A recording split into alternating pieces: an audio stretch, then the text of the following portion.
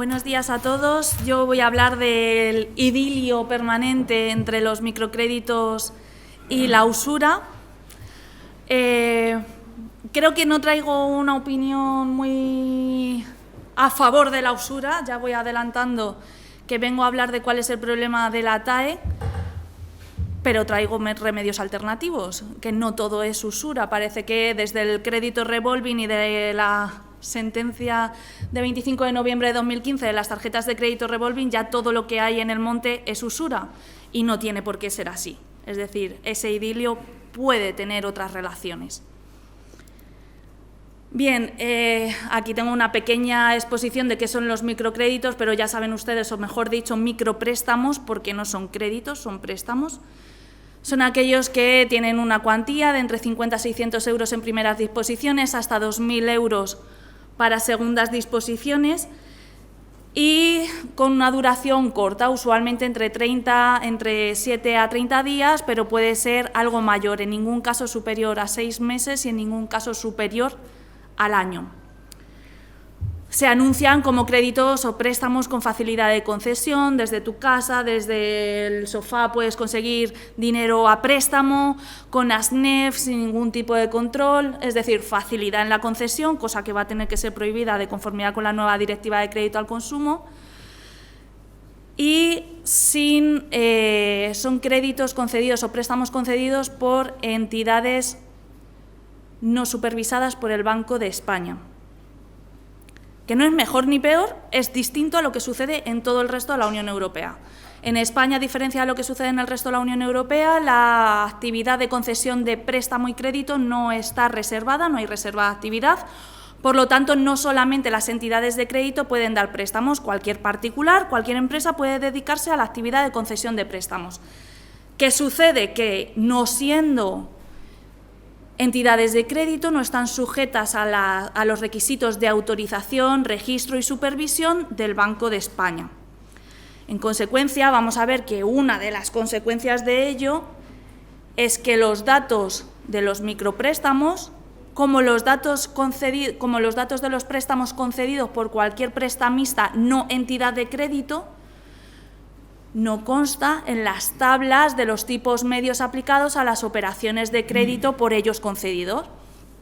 Es decir, en las estadísticas del Banco de España, que como sabemos va a ser la referencia según la jurisprudencia del Tribunal Supremo en materia de crédito revolving, las tablas del Banco de España, que son la referencia de qué es el interés normal del dinero, no reflejan los tipos aplicados por prestamistas que no son entidades de crédito, porque no son entidades comunicantes de datos por no ser entidades supervisadas por el Banco de España. Es decir, ni queriendo podrían comunicar sus datos al Banco de España para que aparezcan allí reflejados. Bien. Sin embargo, como les decía, esto no es así en todos los lugares. España es el único Estado de la Unión Europea en el que las entidades prestamistas no tienen reserva de actividad, es decir, que no tienen que estar supervisadas por la autoridad competente del Estado miembro. Y aparte hay algún Estado, miembro y no miembro, Reino Unido no lo es ya, que tiene regulación específica a los microcréditos. En Estados Unidos también es así, pero bueno, por poner ejemplos más cercanos y no tener que ir Estado por Estado de Estados Unidos, vemos que en Reino Unido se regulan específicamente los micropréstamos. Para ello se establece un límite al interés diario que puede ser cobrado del 0,8%, es decir, como ven, no se está aplicando interés anual ni TAE para controlar el precio de estos productos, sino interés diario, porque la particularidad que tienen es que no suelen desarrollarse durante un periodo superior a 30 días o como mucho 6 meses, con el límite absoluto del 100% del capital prestado. Es decir, que si me han prestado 50 euros, como máximo me van a poder cobrar en concepto de intereses y otras tarifas 50 euros. El límite a la mora es 15 libras, como máximo 2 refinanciaciones para evitar que el prestatario caiga en espirales de sobreendeudamiento y como máximo 2 intentos de recobro. En Irlanda la regulación es más laxa, pero también existe, y se fija un límite al interés que se puede devengar de forma semanal del 1%.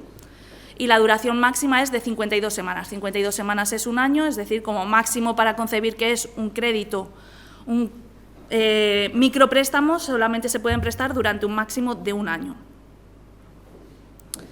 Solamente por dar alguna indicación de cómo va a resultar afectado este sector, al menos en España, tras la transposición de la Directiva de Contratos de Crédito al Consumo de octubre de 2023, sepan que la directiva actual, la 48/2008, y así nuestra Ley de Contratos de Crédito al Consumo, excluye de su ámbito de aplicación los préstamos por 200 euros, por menos de 200 euros.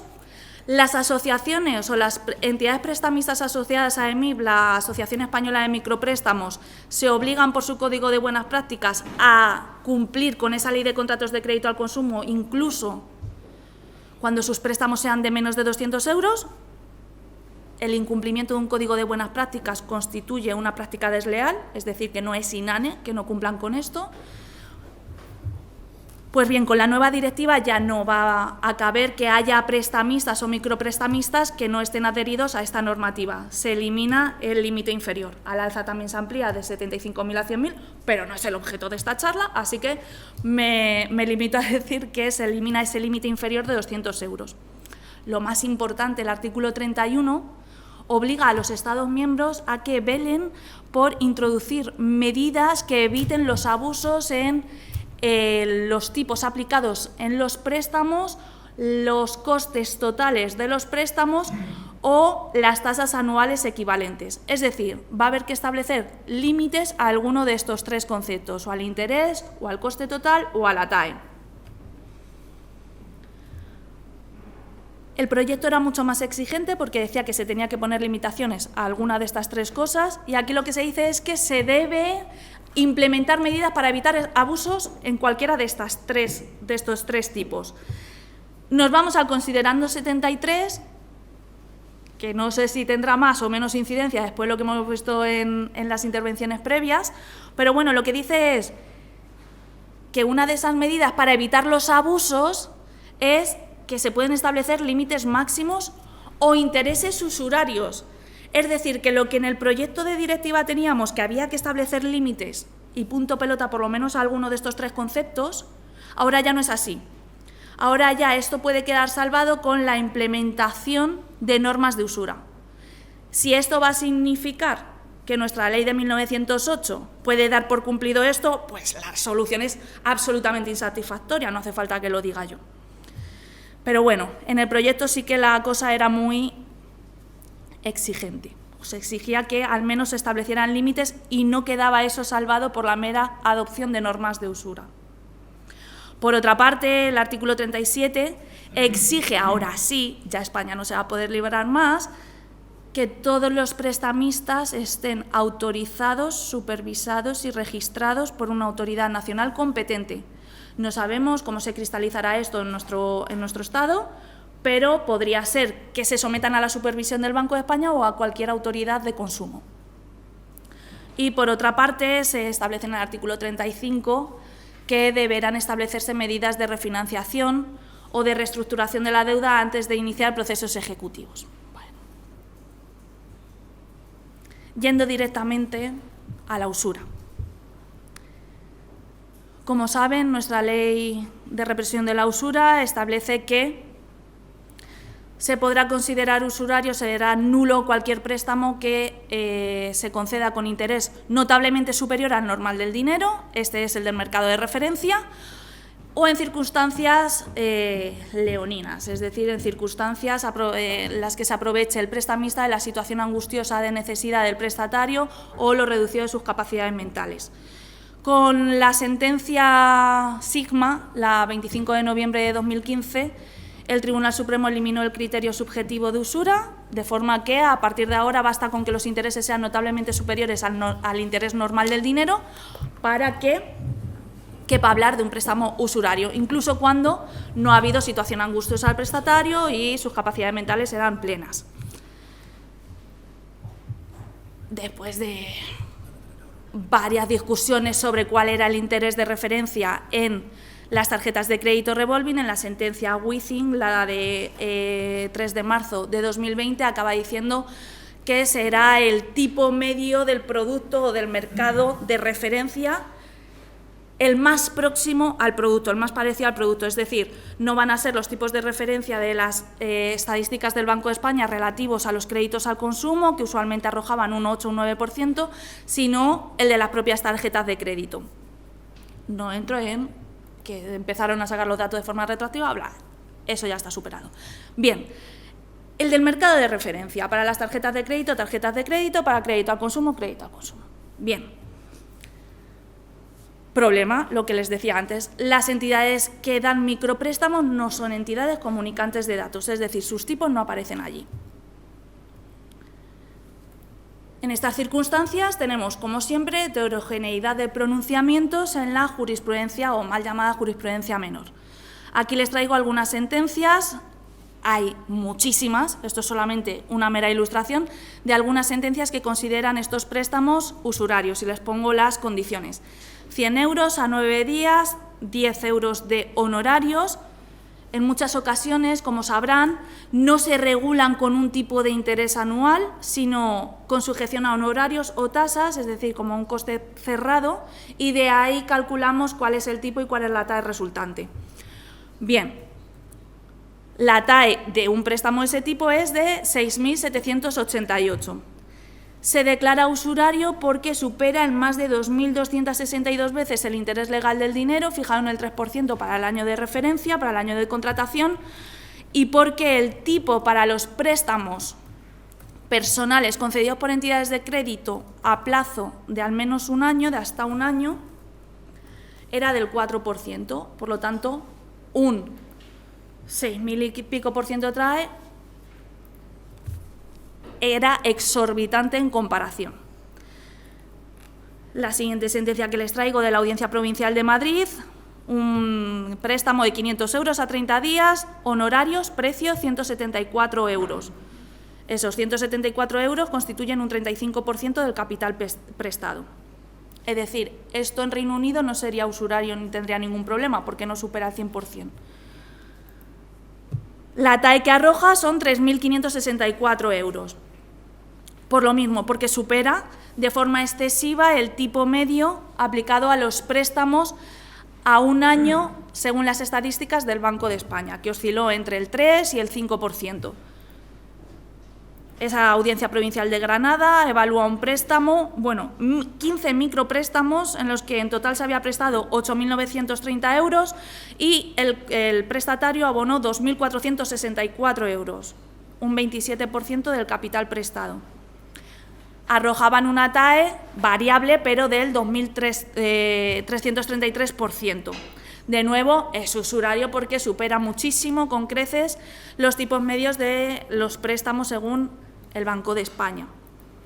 Y aquí les pongo otros, 700 euros a 30 días, 210 euros. Otro en el que hay 8 préstamos, como ven, todos son a 30 días, principalmente es lo que he encontrado, a 30 días, y con precios tasados, 210 euros, que supone una TAE de 2.313, o lo que es lo mismo, un 30% del capital prestado. Hay algunas sentencias que declaran, las menos, que declaran que no son usurarios porque el tipo aplicado por otras empresas microprestamistas en préstamos del mismo tipo es ese. Bien, estando así las cosas, creo que resulta de interés señalar que la sentencia 257 de 2023, de 15 de febrero, ese día tenemos dos sentencias importantes en materia de usura, una de tarjeta de crédito revolving y otra de un préstamo para la adquisición de un coche garantizado con hipoteca. La que nos interesa no es la de las tarjetas de crédito revolving, es la otra, en la que una persona física concede un préstamo a un particular, obtiene a cambio una garantía hipotecaria y ese préstamo está sujeto a una TAE del 15%. Y se solicita que se declare usurario por superar al tipo de referencia aplicado por las entidades de crédito según las estadísticas del Banco de España, que era en torno a un 3%. Y dice el Tribunal Supremo, no se puede comparar los préstamos que dan los particulares o empresas, no entidades de crédito, con los tipos aplicados por las entidades de crédito. Y entre ello por estos motivos, porque las entidades de crédito, en primer lugar, no se financian solamente con las aportaciones de sus inversores, sino que se financian con el dinero del Banco Central Europeo. Segundo, por el riesgo sistémico que provocan, cuentan con la posibilidad de ser rescatadas por los Estados miembros, por sus propios Estados. Tercero, son entidades depositantes, también se financian con el dinero que depositan sus propios clientes, lo que no sucede con estos otros prestamistas. Además, pueden aplicar bonificaciones a los tipos de interés por la contratación de productos alternativos que ellas mismas ofrecen, lo que no sucede con los microprestamistas, que no te pueden bonificar el precio por abrir una cuenta bancaria, por contratar un seguro de vida, por contratar un seguro de protección de pagos, por contratar un fondo de inversiones. No te pueden hacer esas reducciones de precio. Por lo tanto, concluye esa sentencia diciendo que no se puede comparar el tipo de interés de ese préstamo hipotecario del 15% con el aplicado por las entidades de crédito y que, por lo tanto, ese préstamo no era usurario. Creo que ese es el criterio que debería aplicarse a los microcréditos. Y diremos, ¿y cuáles son los tipos medios aplicados en este sector? Bueno, tenemos el barómetro ASUFIN, que se publica desde el año 2020, en el que nos indican cuáles son los precios por cada tipo de producto. Aquí les pongo solamente un ejemplo. Como ven, la media para 300 euros son 105 euros en concepto de intereses, lo que arroja una TIN del 400% aproximadamente y una TAE del 3.000 y pico %. En CESCO también he publicado yo, por segundo año consecutivo, los tipos medios aplicados por las entidades adheridas a la AEMIP, a la Asociación Española de Micropréstamos. Aquí se comprueban tan solo, es un trabajazo, no es tan solo. Bueno, pero lo has cobrado bien, ¿eh? Bueno, vale. No. Se analizan los datos de las empresas adheridas a la EMIP, que representan el 80% del mercado del micropréstamo, no el 100%, pero sí el 80%. Se contrasta que los datos que nos han comunicado sean los datos que publican en su página web para primeras suscripciones, más allá, yo no tengo acceso porque no voy a contratar un crédito para ver si siguen aplicando ese tipo, ¿vale? Y en el mismo artículo, que lo tienen ahí publicado, tienen el link, se detalla cuántas de las entidades comunicantes de datos ofrecen cada uno de los productos para que puedan ver la representatividad de cada una de las tablas. Si solamente una ofrece datos, no sacamos medias porque no es media, eres tú la dueña del mercado, ¿vale? El préstamo más representativo, el más típicamente concedido, es de 300 euros a 30 días, por eso es el único que pongo yo aquí en mis diapositivas, pero en el artículo pueden ver para todos los precios. Oscila, como pueden ver, entre el 3.000 y el 4.000% TAE. Y diremos, pero Alicia, es brutal. Y yo comprendo que así, sobre el papel, es brutal. Pero es que no es por el tipo de precio. Y aquí se lo voy a tratar de demostrar, lo pueden ver de forma más reflexionada en ese artículo. Es por la forma de cálculo de la TAE para préstamos con un plazo inferior al año.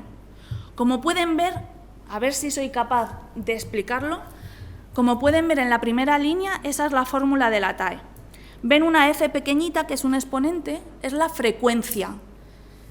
Abajo les pongo un ejemplo, que son 50 euros a 7 días por un coste de 5 euros, es decir, un 10% del capital prestado. No diríamos que es lo más caro del mundo, como en concepto de préstamo, ¿verdad? Vale, el asunto es que la fórmula de la TAE, que es la tasa anual equivalente, es decir, anualizada, tiene como exponente la frecuencia de pagos. ¿Cuál es la frecuencia de pagos en un plazo a 7 días? 7 días. 365 días entre 7, es decir, 52 semanas. Es decir, tenemos en el exponente 52 semanas. El resultado es que que naturalmente por la forma de cálculo ya sabemos que va a ser bestial. La TAE está suponiendo que yo estoy pagando sin amortizar 5 euros cada 7 días y que sobre ese interés no he pagado porque no he amortizado nada, es decir, que le sumo 50 euros a 7 días, 55, o sea, con 5 euros de interés, perdón. De esos 55 ahora calculo intereses. A 7 días, el interés que yo he establecido, un 400 y pico, que son esos 5 euros anualizados. Es decir, como les pongo ahí en el ejemplo al final, y ahora voy a abrirlo para que vean la tabla y vean de dónde salen los números, está pensando, la TAE está calculando que ese consumidor que coge 50 euros para devolver 55 en 7 días acaba pagando al año 7.194 euros. Claro, es desproporcionado, pero es que es completamente ficticio. Es que no está pagando eso. En este ejemplo que yo les pongo, sobre eso calculamos ese 521% TIN. Después 60, sobre eso calculamos. Y vamos añadiendo, hasta que en la semana 48 sin amortizaciones. Noten que sin amortizaciones. Que en un préstamo a plazo, en el que hay más de un solo vencimiento, ya vamos reduciendo intereses a medida que vamos abonando y devolviendo el capital. Aquí solamente crece la deuda como si no estuviéramos pagando. Pues nos arroja ese resultado ficticio de 7.194 euros como pago del consumidor, del prestatario. Este efecto exponencial de la TAE y el hecho de que no sea representativo para calcular la onerosidad de los préstamos por plazo inferior al año se ve también muy claro cuando aumentamos el mismo ejemplo que les acabo de poner en 1 euro. Ya nuestro prestatario no tiene que abonar 5 euros a los 7 días, sino 6, 1 euro más. Así dicho, tampoco parece que sea tan cara la cosa, ¿verdad? Bien, eso hace que la TAE se duplique, miren. Ya no es una TAE de 14.000, sino de 34.000%. El hecho de que una sola persona, un solo competidor en el mercado, aumente o imponga precios superiores por 1 euro o por 2, hace que la TAE de todo el mercado ya no sea 3.000%, sino 5.000%. Es decir, que ni siquiera, podríamos decir, esas TAEs medias del mercado servirían como referencia. Es que la TAE no sirve en estos productos, no es representativo. Aquí pueden ver de nuevo las cuentas por si quieren verificarlas. Esto está hecho por mi marido, como dice el profesor Carrasco, entonces se pueden fiar, no lo he hecho yo. Bien, y aquí tienen pues más ejemplos en el articulito que les comentaba. Vuelvo a la presentación rápidamente, que ya acabo. O sea, ya es conclusiones y alternativas. Bien,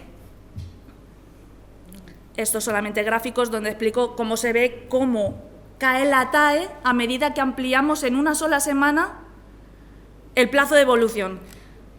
La TAE la tenemos allí como por 600% en una devolución a 7 días. Uy, no estoy compartiendo en Teams, voy.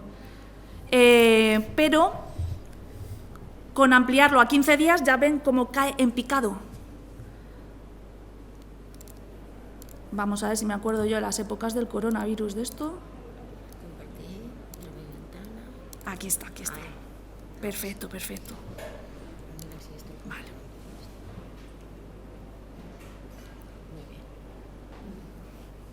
Ahora no se ve aquí. ¿Sí? Vale. Sí, se ve. Vale. Bien, y aquí lo que hago es quitar los 7 días, la primera columna que me distorsiona y parece que luego la TAE ya siempre es homogénea, pero es por el efecto exponencial de un préstamo a 7 días. Si quito la primera columna, ya solamente tengo 15, 32, vemos como la TAE va bajando poco a poco. Y aquí les digo, pero no todo es usura. Por supuesto, podemos hablar de falta de transparencia, cláusulas abusivas, intereses moratorios abusivos, etcétera. Eso está todo resuelto ya en la jurisprudencia. Yo les traigo algunas cosas que no es que estén resueltas en la jurisprudencia, es que las tenemos tan frescas, tan en la Ley de Contratos de Crédito al Consumo que parece que se nos escapan. Primero, nos tienen que informar, artículo 10 de la Ley de Contratos de Crédito al Consumo, en la información precontractual y artículo 16, en la información contractual, de datos tan sencillotes como el tipo deudor. Acabamos de ver que la forma usual de pactar estos préstamos es sin tipo deudor. Es con tasas con tasas o con honorarios directamente, un tanto alzado. Por 50 euros, 5 euros. O que nos digan el interés diario del préstamo. Bien, pues lo que dice la directiva y lo que dice la Ley de Contratos de Crédito al Consumo es que nos tienen que informar del tipo de interés nominal. Y el tipo de interés nominal se define como el tipo anualizado. Por lo tanto, si no nos informan de ese dato, del tipo de interés anualizado, el 500 y pico % en mi ejemplo, no nos han informado del tipo deudor y esto va a tener consecuencias, que las vamos a ver después. También nos tienen que informar de la TAE. Si no nos informan de la TAE, ahí tienen la consecuencia directa en el artículo 21 de la Ley de Contratos de Crédito al Consumo y es que queda sujeto al interés legal del dinero. Y si nos han informado de forma inexacta sobre ella, es decir, que han puesto un número así a tanto alzado sin saber muy bien cuáles eran las cuentas, se tendrá que modular la sanción por parte del juez. Nos tienen que informar también del interés de demora, de nuevo de forma anualizada, no por días, así como del importe total adeudado. El hecho de que no nos informen del TIN de forma anualizada no tiene sanciones en el artículo 21, como sí lo tiene el no haber informado del número de plazos, de las cuotas en cada plazo, porque aquí no hay plazos, o de la ausencia de información de la TAE, pero sí tiene consecuencias, porque nosotros podemos ejercer nuestro derecho, y ya acabo, derecho de desistimiento, según el artículo 28, en 14 días, y desde el momento en el que hemos comunicado nuestro derecho de desistimiento, que puede ser perfectamente el día 14, desde dies a quo, desde el momento de recibir la información contractual completa, tenemos un plazo de 30 días como máximo para devolver el dinero. Los ejemplos que yo les he traído, y no han sido buscados a posta, eran así todos, eran todos por plazos a 30 días. Aquí le estoy dando 45 días al consumidor para que devuelva su dinero. Si no me han informado del tipo deudor, no tengo que pagar ningún tipo de gasto en concepto de derecho de desistimiento, porque el derecho de desistimiento es descausalizado y gratuito, solamente se cobran honorarios, el tipo de interés deudor. Si a mí me han puesto que son 5 euros, pero no me han puesto cuál es el tipo de interés nominal, el 500%, pues no tengo que pagar nada porque yo no tenía intereses, yo tenía una comisión de apertura y eso va en el derecho de desistimiento gratuito. Segundo, derecho de reembolso anticipado. Porque ustedes me dirán, bueno, pero Alicia, en los otros préstamos uno puede reembolsar anticipadamente, aquí también. Y de nuevo, si no nos han puesto tipo de interés anualizado en el contrato o en la información precontractual, tampoco hay que abonar nada en concepto de amortización anticipada, porque lo único a lo que tiene derecho el prestamista es a una indemnización en aquellos periodos en los que había tipo fijo deudor. Y dice el artículo 33C, nunca si no había un tipo deudor, es decir, si era en un periodo a interés gratuito. Y si tú me has dicho que yo no tengo intereses, que yo lo que tengo es un honorario o una tasa, pues no tengo que pagar nada. Intereses moratorios. Son 2 puntos porcentuales, esto ya es de 2015, 2 puntos porcentuales por encima del interés remuneratorio es abusivo, de forma anualizada. Si no nos informan de cuál es el tipo de interés remuneratorio de forma anualizada, no sabemos cuál es el límite. No tenemos intereses, por lo tanto, un 2% anual, 0 más 2, todo lo que supere ese 2% anual es abusivo. Y estos se suelen regular en torno al 1,5% diario de interés moratorio, que es un 500 y pico anual. Fíjense si supera o no el 2%. Entonces, bueno, que no todo es usura, yo no vengo a decir que este producto sea el mejor del universo, habrá a quien le solucione situaciones puntuales de necesidad y para los que resulte útil y evite situaciones de pago en otros préstamos que pueden acarrear la pérdida de bienes inmuebles, por ejemplo, pero que no todo es usura y que en realidad la TAE nos sirve como criterio para determinar la onerosidad de estos préstamos a plazo inferior al año. Y sin más, quedo a su disposición y les agradezco mucho su atención. Gracias. Muy bien. Manuel. Parece que en la exposición de la Directiva de Crédito al Consumo... Yo repetiré la pregunta después, ¿eh? La idea que se está manejando bastante consensuada es que va a haber reserva de actividad en la concesión de préstamos. Si eso es así, pues habrá supervisión del Banco de España, y no sé, muchas de las entidades que ahora operan en este sector, fuera de supervisión, estarán dentro del mercado.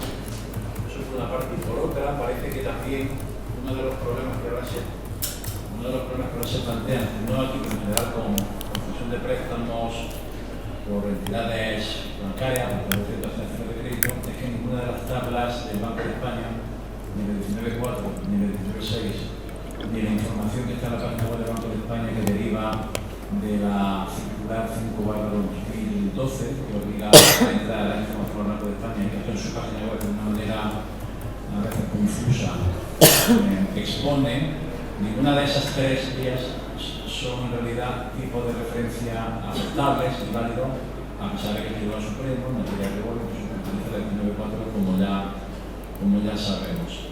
El Servicio de Estadística del Banco de España, obviamente, solo puede hacer aquello para lo que está habilitado. Está habilitado por la normativa europea para publicar con fines distintos al informar al consumidor que se establece en el 19.4 y 19.6.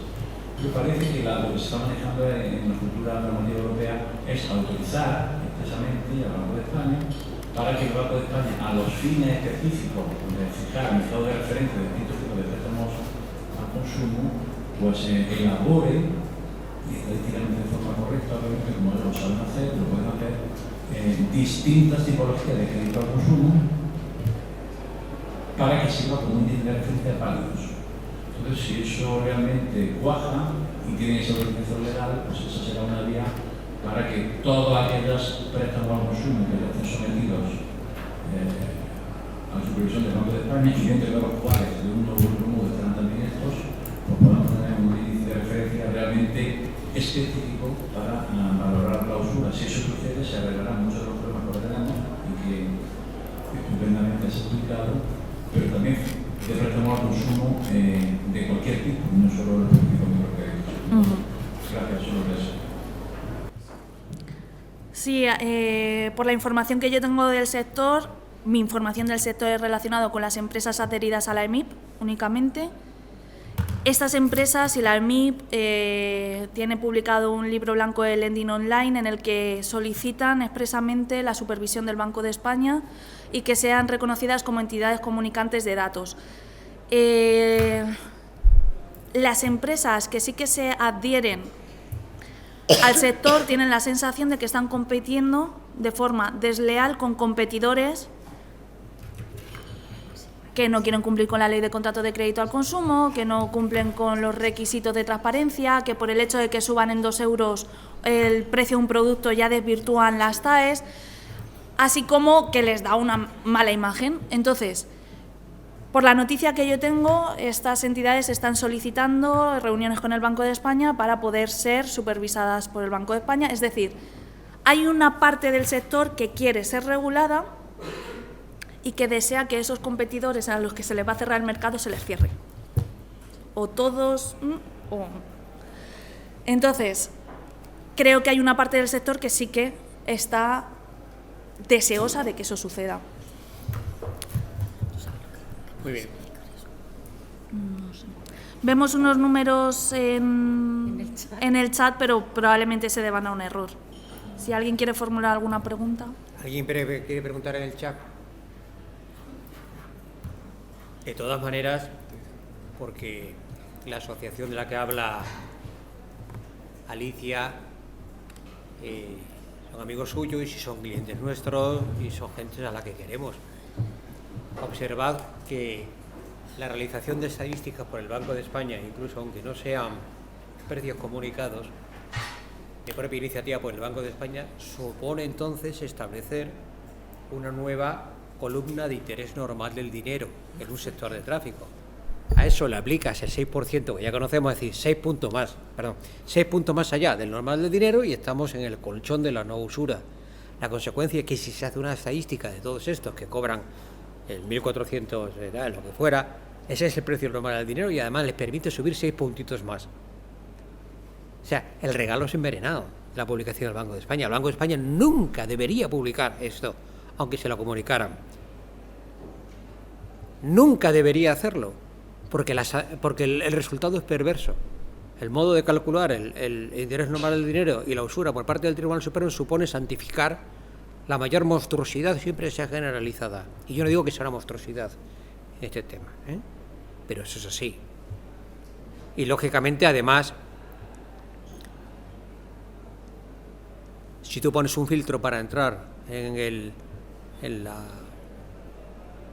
el sistema de prevención y control del Banco de España y otros no quieren entrar y los echas, también hay un elemento anticompetitivo. Es decir, tú utilizas eso para expulsar del mercado a los que están en la franja final, es decir, a los que son prestamistas de último recurso. Al que tú, prestamista, microcrédito, usurario, pero que eres medio que, eres presentable, no le darías tampoco el crédito. Entonces hay que expulsar a la rama del último recurso, significa volver a incrementar el precio normal del dinero, porque, y esto que no lo escuchan nuestros amigos, pero si nuestros amigos son 6 o 7 u 8 y compiten con un montón de desalmados que no están en el control, tendrán una tendencia, una prevención a no pasarse, porque compiten con ellos. Pero si no compiten con ellos, el 14.000 pasará al 24.000, porque ya no compites con nadie y al mismo tiempo fijas el valor normal de dinero a efecto del Banco de España. No sé si me he explicado bien. Eso siguen siendo nuestros amigos porque nos pagan. Pero el Banco de España no debería hacer nada de nada, ya que de esa manera deja abiertos los límites de usura, que ya se verá, las comunidades autónomas por el tribunal, que ya se verá. Es decir, lo que le pase a estas empresas debe dejarse abierto y no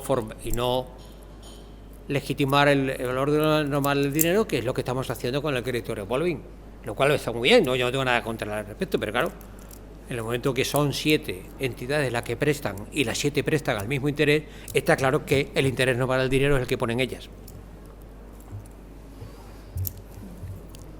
Bueno, ¿alguna cuestión más? Ya está más calentito. Habéis visto que hemos traído estufas, porque el día de la reunión de CESCO siempre se estropea la calefacción de la casa. Siempre.